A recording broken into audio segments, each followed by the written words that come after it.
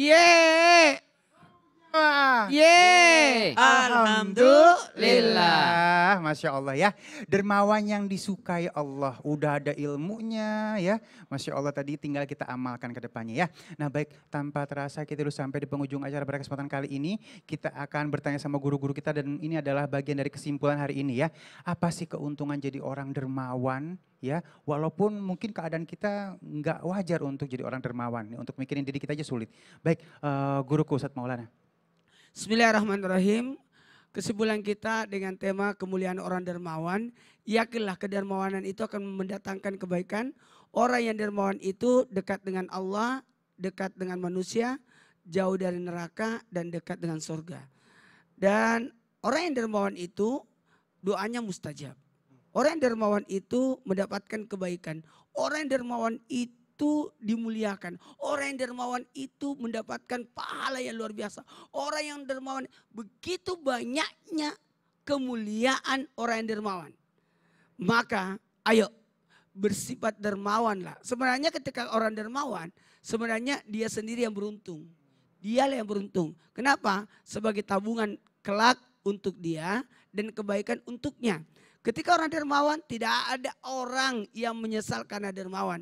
Yang ada dia akan berkata, kenapa saya tidak lebih banyak waktu aku sumbang waktu itu. Bahkan ada timbul perasaan tidak enak kalau aku tidak nyumbang. Itulah sifat kedermawanan. Tapi ada pembelajaran nih dari guru-guru kita. Ini jadi terngiang-ngiang di pikiran saya. Berbuat baik itu, orang baik itu bukan karena berbuat baik. Tapi orang baik itu adalah orang yang terbiasa berbuat baik. Masya Allah. Jadi kebaikan itu harus dibiasakan. Bahkan Masya Allah Tabarakallah. Kita dilahirkan bagaimana sesam? Tidak dilahirkan dalam keadaan dermawan.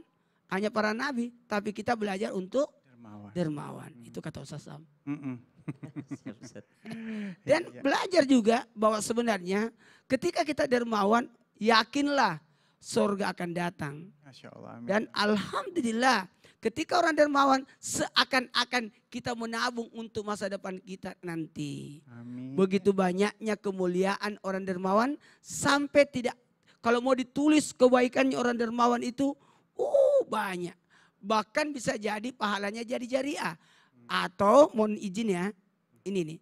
Di bulan Ramadan ini kita belajar untuk dermawan. Sehingga kita harus merasakan betapa mulianya orang yang dermawan itu. Masya Allah. Bahkan dipaksa. Iya, Adanya zakat fitrah. Iya, nanti mudah-mudahan dengan paksa hari jadi terbiasa ya. Amin. Baik, guruku Ustadz Ahmad Bani silakan. Bismillahirrahmanirrahim. Ada seorang syekh ditanya, man as'adun nasi, siapa manusia yang paling bahagia? Maka beliau kemudian menjawab, man as'adan nasa. Pertanyaannya, man as'adun nasi? Jawabannya man as'adan nasa. Siapa manusia yang paling bahagia? Dijawab kata tadi adalah orang yang biasa membahagiakan orang lain. Kita itu senang bahagia ketika mendapatkan sesuatu. Tapi yakinlah kebahagiaan yang kita dapat ketika kita memberikan sesuatu ke orang lain itu jauh lebih dahsyat dan luar biasa. Senang kita dapat THR, tapi kalau kita bisa ngasih THR itu jauh lebih bahagia. Oh iya. Itu benar ya Ustaz ya? Masya Allah. Jadi memberi, berbagi itu karena kita ingin mendapatkan kebahagiaan. Maka orang-orang yang hidupnya dermawan, maka insya Allah hidupnya akan bahagia. Tapi ada Ustaz orang-orang kok dia memberi tapi tidak bahagia. Boleh jadi karena dia memberinya dalam rangka mengharapkan sesuatu. Coba diulang kata-kata yang tadi. Memberi. Dapat THR itu bahagia. Tapi lebih bahagia lagi Memberi THR. Oh iya. Masya Allah. Oke, di note ya guru. Di note.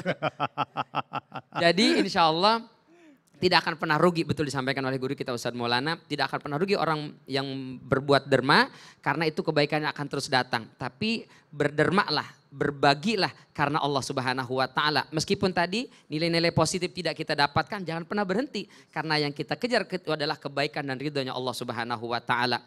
Jangan pernah berhenti berbuat baik meskipun orang lain tidak merespon dengan baik. Jangan pernah berhenti berbuat baik meskipun orang mengejek, menghina. Karena betul tadi itu akan lahir dengan kebiasaan tadi. Maka kebiasaan ini akan bisa kita lakukan dengan baik setelah kita menghadapi berbagai macam alang rintang dan cobaan. Maka teruslah menjadi orang-orang baik, orang-orang yang peduli dengan lingkungan. Karena Allah Subhanahu wa ta'ala katakan pertolongan Allah akan datang kepada hambanya ketika hamba itu peduli dengan nasib saudara dan tetangganya. Kita peduli dengan orang lain, itu akan mendatangkan kepedulian Allah kepada kita. Bahkan salah satu hadis Rasul mengatakan, dawi mardakum bis sadaqah.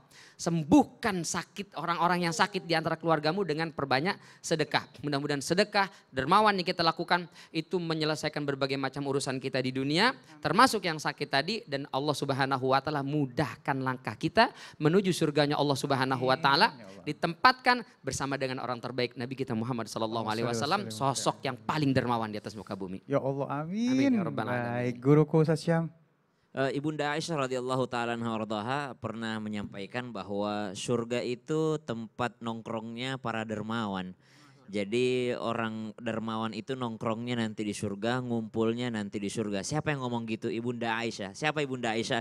Termasuk manusia yang paling dermawan karena didikan baginda Nabi SAW. Muawiyah radhiyallahu anhu pernah datang ketika beliau sudah menjadi raja pertama dalam Islam. Beliau datang membawakan 100.000 dirham kepada Ibunda Aisyah radhiyallahu anha. Ketika berada di tangan Ibunda Aisyah, di pagi hari dapat harta tersebut dibagi-bagikan sama Ibunda Aisyah.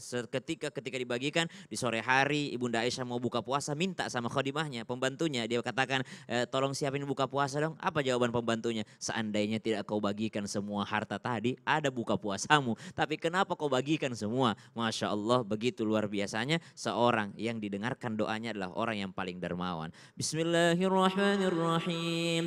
Alhamdulillahi rabbil alamin. Allahumma salli ala sayyidina Muhammadin nabiyil ummi wa ala alihi وصحبه وسلم. اللهم أكرمنا بالرزق الحلال وارزقنا من حيث لا يحتسب. اللهم إنا نسألك رضاك والجنة ونعوذ بك من سخطك والنار. Ya Allah, dekatkanlah kami dengan ridhamu dan surgamu dengan kedermawanan. Jauhkan kami dari murka dan nerakamu dengan sifat kedermawanan ya Allah. Tanamkan sifat kedermawanan dalam diri kami dan diri anak cucu keturunan dan pasangan kami ya Allah. Allahumma innaka afuwun tuhibbul afwa fa'fu anna ya karim. Ya Allah, ampuni kami, maafkan kami ya Allah. Berikan kami kemuliaan ya Allah dengan Lailatul Qadar. Rabbana atina fid dunya hasanah wa fil akhirati hasanatan wa qina adzaban nar. Wa sallallahu ala sayyidina Muhammadin nabiyil ummi wa ala alihi wa sahbihi wa baraka wa sallam. Walhamdulillahi rabbil alamin. Alhamdulillah, terima kasih guru-guruku yang dimuliakan Allah Subhanahu wa taala. Terima kasih pemirsa di rumah, selamat beraktivitas. Jamaah. Alhamdulillah. Asyhadu an la ilaha illallah wa nastaghfiruh